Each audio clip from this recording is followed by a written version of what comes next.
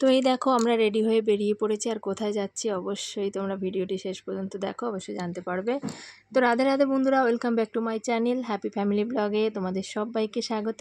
আশা করি সবাই ভালো আছো আর আমরাও ভালো আছি। তো দেখো বন্ধুরা, একটি নতুন ভিডিও নিয়ে চলে এসেছি তোমাদের সামনে। আর ভিডিওটি শেষ পর্যন্ত দেখার অনুরোধ রইল সবাইকে, অবশ্যই ভিডিওটি শেষ পর্যন্ত দেখো। আর দেখো আমরা রেডি হয়ে বেরিয়ে পড়েছি সকাল সকাল। আর এখন বাজে 8:30, 9টার সময় ট্রেন আছে চুঁচুড়া স্টেশন থেকে। তো আমরা বেরিয়ে পড়েছি। আর আজকে অনেকটা খুশি খুশি লাগছে। তার কারণটা হলো সব মেয়েদেরই না একটু খুশি লাগে, মানে বাবার বাড়ি যাওয়ার সময় খুব আনন্দ হয়, কিন্তু সেই আনন্দটা আর থাকে না যখন আসার সময় হয় তখন। তো যাই হোক, এখন খুশি নিয়েই বেরোলাম। তো যাচ্ছে আর তোমাদের দাদাভাই দেখো আর আমার গোপু সোনা। তো সবাই রেডি হয়ে নিয়েছি। আর প্রচণ্ড রোদ, কি বলবো, কিন্তু যেহেতু রাস্তার মানে দুদিক দিয়ে গাছপালা আছে সেই জন্য একটু ছায়া, সেই জন্য ছাতাটা লাগেনি, কিন্তু ছাতা নিয়ে বেরিয়েছি কারণ বর্ষার সময় এখন যখন তখন বৃষ্টি আসতে পারে সেই জন্য। আর যেহেতু রাস্তাটাও অনেকটা দূর, তো আমরা এই গলির রাস্তা দিয়ে হেঁটে হেঁটেই যাচ্ছি, দুজনে গল্প করতে করতে। কোনো অসুবিধা হয়নি। আর সকাল সকাল বেরিয়েছি। এর থেকেও সকালে মা বেরোতে বলেছিল, কিন্তু অত সকালে তো হয়ে ওঠে না, যেহেতু ছোট বাবু আর আমাদেরও স্নান খাওয়া দাওয়া সব কিছু করে তারপরেই বেরিয়েছি, কারণ কি অনেকটা রাস্তা, তারপরে খাওয়া দাওয়া না করে বেরোলে অসুবিধা হয়। তো চা বিস্কুট সব কিছু খেয়েই তারপরে এসছি, রান্নাবান্না করিনি কিছু। তো যাই হোক বন্ধুরা, তো আমরা বেরিয়ে পড়েছি। আর দেখো, আর এটা হলো আমাদের কালনা স্টেশন। তো প্রচুর ভিড় ছিল। আর এই যে আমরা নেমেও পড়েছি আমাদের অম্বিকা কালনাতে। আমার বাপের বাড়ি অম্বিকা কালনা, তোমরা জানো, এর আগের ভিডিওতে আমি বলেছি। আর দেখো আমার গোপু সোনা কত সুন্দর হেঁটে হেঁটে যাচ্ছে। তো বললাম যে বাবা একটু চলো, একটু হাঁটো। তো আমার গোপু না একদমই এখন হাঁটতে মানে কোলে উঠতে চায় না, যেহেতু ও হাঁটতে শিখেছে সেই জন্য। আর বাচ্চারা একটু হাঁটতে শিখলে ওদের ওদের মানে নিজেদের ভালো লাগে হাঁটার, মানে ওরা হাঁটতে চায়। তো সেই জন্য আর কোলে একদমই থাকবে না, তো নেমে পড়েছে। এই দেখো এখন কোলে উঠতে চাইছে। তো তোমাদের দাদাভাই কোলে নিয়ে নিয়েছে, কারণ এখন ওভারব্রিজটা পার হয়ে ওপারে যেতে হবে 1 নম্বরে, যেহেতু ট্রেন 3 নম্বরে এসেছিলো সেই জন্য। তো আমরা যাচ্ছি। আর না একদমই আমি ভিডিও করতে পারিনি, তার কারণ হলো প্রচণ্ড ভিড় ছিল। আর কাটোয়া লোকাল প্রচণ্ড ভিড় হয়, জানো তোমরা যারা এই লাইনে মানে যাতায়াত করো তাদের অবশ্যই তারা জানবে। কাটোয়া লোকালে প্রচুর ভিড় হয়, আর যেহেতু অনেকটা ডিস্টেন্সে মানে গাড়ি অনেকটা পর পরে গাড়ি, সেই জন্য তো প্রচুর ভিড় ছিল, সেই জন্য আমি একদমই ভিডিও করতে পারিনি। আর সেই চুঁচুড়া স্টেশন থেকে একদম সোজা কালনা নেমে তারপরে আমি ক্যামেরাটা অন করেছি।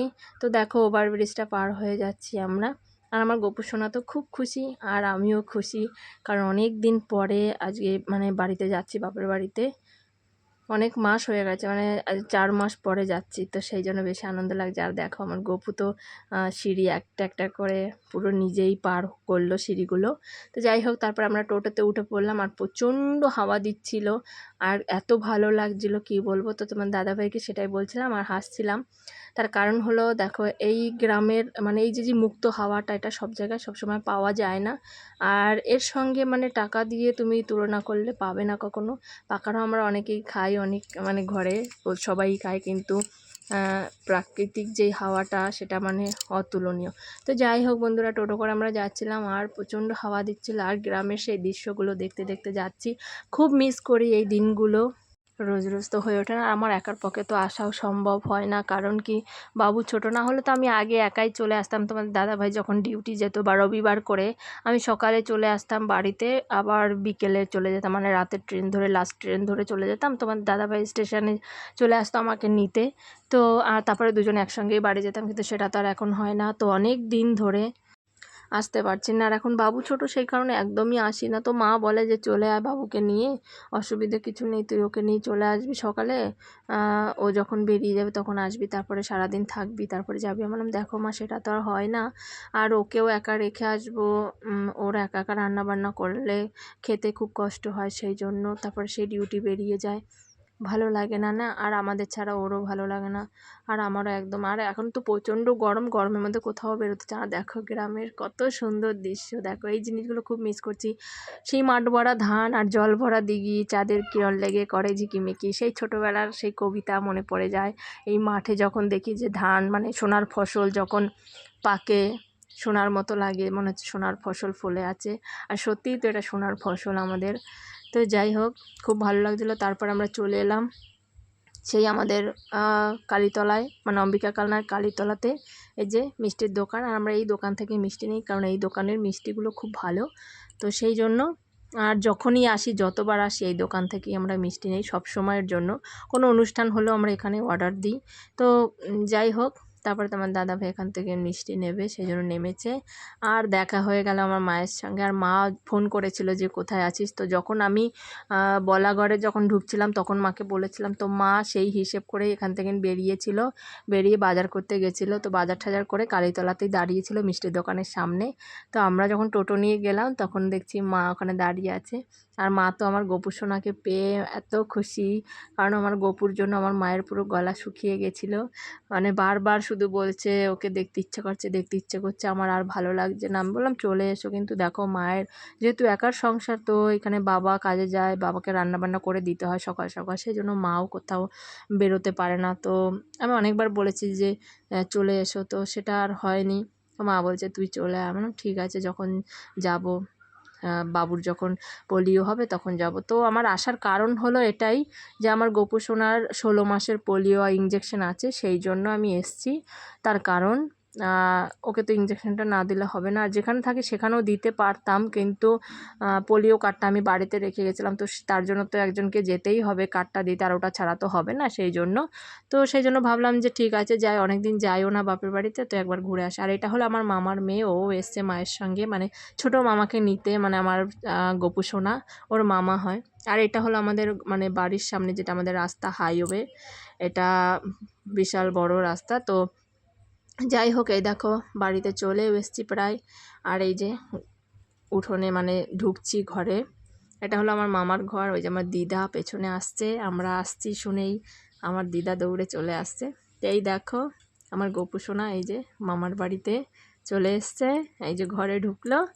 তো দেখো চলে এসছি আমরা। আর অনেক দিন পর আমার দিদাও দেখো চলে এসছে, মানে বাবুকে দেখার জন্য। আমার দিদারও মানে মনটা কেমন করছিল, বলছে কতদিন দেখি না, কত বড় হয়ে গেছে মনে হয়। আমাদের এটাই তো মনে হয় না, ছোট বাচ্চা যখন থাকে না তখন মনে হয় কে যেন কত বড় হয়ে গেছে, কারণ ফোনে দেখে, কথা শোনে। গপু তো এখন অনেক কিছু বলতে পারে, ইশারা করে, কিন্তু সেটা তো ভিডিও কল ছাড়া তো দেখা যায় না। সেই জন্য দিদা দৌড়ে চলে এসছে, বলছে বাবু এখন কত বড় হয়ে গেছে, কতটুকু দেখেছিলাম। আর সবাই তো দেখতে দেখতে বড় হয়ে যায়, কে আর কতদিন ছোট থাকবে। তো যাই হোক, এই দেখো বাড়িতে চলে এসছে। আর এখন যেন একটা শান্তি লাগছে, মানে একটা শান্তির নিঃশ্বাস ফেলেছি। এটাই যেন মেয়েদের না শান্তির জায়গা, মানে বাপের বাড়িতে। যতই তুমি শ্বশুর বাড়িতে যতই সুখে থাকো, যাই করো না কেন, বাপের বাড়ির মতো মানে শান্তি কোথাও নেই। তো যাই হোক, আমার তো খুব ভালো লাগছে, মনে হচ্ছে যেন নিঃশ্বাস ছেড়ে, মানে যেন হাঁপ ছেড়ে বাঁচলাম, এরকম একটা অবস্থা। তো যাই হোক, প্রচণ্ড গরম। আর বাইরে তো এত রোদের তাপ, মানে কি বলবো। আর যেহেতু আমাদের টিনের ঘর, তো প্রচণ্ড গরম লাগছে। তো যাই হোক, তাও ভালো লাগছে, কোনো অসুবিধা নেই, যেহেতু অনেক দিন পরে এসেছে তো খুশি লাগছে, সেই খুশিটা আলাদা। তো তারপরে এই দেখো তোমার দাদাভাই তো নিচেই বসে পড়েছে, আর আমরাও নিচে বসে পড়েছি। তারপরে এই যে মা চা করে দিচ্ছে সকাল সকাল। আর যেহেতু সকাল না, আমরা আস্তে আস্তে 11টা, সাড়ে 11টা বেজে গেছিলো। তো যাই হোক, মা চা করে দিচ্ছে, দুধের চা। আর তোমার দাদাভাই তো মানে এলে ওর চা আগে লাগবে, তো সে রাতে আসুক আর সকালে আসুক বা দুপুরে আসুক, যখন আসুক। তো দেখো আমি এসেই তো পুরো চেঞ্জ করে নিয়েছি, কারণ কি গরমের মধ্যে ভালো লাগে না।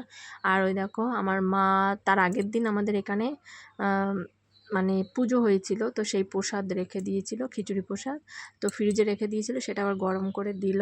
তো সেটা আমি খেলাম, যেহেতু আমি চা খাই, মানে একটুখানি চা মুখে দিয়েছিলাম, তারপর আর খেলাম না। যে যখন বললো মা যে খিচুড়ি আছে খাবে, আমি বললাম ঠিক আছে। তো আমি চা আর খাবো না। তো দেখো একটুখানি খেয়ে দেখলাম, তো চাটা খুব সুন্দর হয়েছিল, কিন্তু আমি খেলাম না, আমি খিচুড়িটা খাবো সেই জন্য। তো যাই হোক, এই দেখো তোমার দাদাভাই চা খাচ্ছে। ও চা না খেলে মানে সকাল শুরু হয় না। যেহেতু আমি ওখান থেকে চা বলেছিল সকালে করতে, কিন্তু করা হয়নি। তো আমি বললাম যে রুটি তরকারি ছিল, এটা খেয়ে চলো তাড়াতাড়ি বাড়িতে গিয়ে চা খাবে। আর মাও বলেছিল এখানে আসবে একদম পিওর গরুর দুধের চা করে দেবো, তোমার বাড়িতে কিন্তু চা খেতে হবে না, সকাল সকাল চলে। আর আমার গোপু সোনা দেখো, ও ম্যাঙ্গো ফ্রুটি খাচ্ছে। আর আগে তো টেনে খেতে পারতো না, কিন্তু এখন মানে আজকে প্রথম ও মানে টেনে খাচ্ছে, দেখো একা একা। আর খুব মজা পেয়ে গেছে ও খেতে। তো যাই হোক খাচ্ছে, আর গরমে ওরও তো গরম লাগছে প্রচুর, সেই জন্য আমি জামা টামা সব খুলে দিয়েছি, একটু হাওয়াটা লাগুক গায়ে, গাটা একটু ঠান্ডা হোক। আর আমার গোপুসোনা স্নান করে আসেনি, ওকে স্নান করাতে হবে। আর আমি সকালে স্নান করেই এসেছিলাম, কিন্তু যেহেতু অনেকটা সকাল ছিল সেই জন্য বাবুকে স্নান করায়নি, আর তোমার দাদাভাইও স্নান করে আসেনি, ওরা এখন স্নান করবে আর বাবুকে আমি স্নান করাবো। তো যাই হোক বন্ধুরা, দেখলে চলে এসেছি, আর অনেক দিন পর এসেছি, তো তাই খুবই ভালো লাগছে। তো এদিকে মা রান্না বান্না করছে আর আমি স্নানটা করছি, এবার বাবুকে স্নান করাবো। তো চলো বন্ধুরা, দেখলে তোমরা, আর কার কার ভালো লাগে বাপের বাড়িতে যেতে অবশ্যই কমেন্টে জানাবে, আশা করি সব মেয়েদেরই ভালো লাগবে। তো যাই হোক বন্ধুরা, দেখা হবে একটা নতুন ভিডিও নিয়ে। আর এখন যেহেতু বাড়িতে এসেছি তো রোজ ভিডিও দেওয়ার চেষ্টা করব, মানে রোজ সপ্তাহে যেমন দিই সেরকমই দেবো, কিন্তু রোজ ভিডিও করব, সেগুলো পরে তোমরা দেখতে পাবে। তো যাই হোক, দেখা হবে একটি নতুন ভিডিও নিয়ে। আর ভিডিওটি ভালো লাগলে অবশ্যই লাইক কমেন্ট শেয়ার করে দিও, আর চ্যানেলটিকে সাবস্ক্রাইব করে তোমরা সবাই আমার পাশে থেকো। তোমাদের আগেও বলেছি, এখনও বলছি, তোমাদের ভালোবাসা ছাড়া কোনো কিছুই সম্ভব নয়। তো যাই হোক বন্ধুরা, রাখছি, দেখা হবে একটি নতুন ভিডিও নিয়ে, টাটা।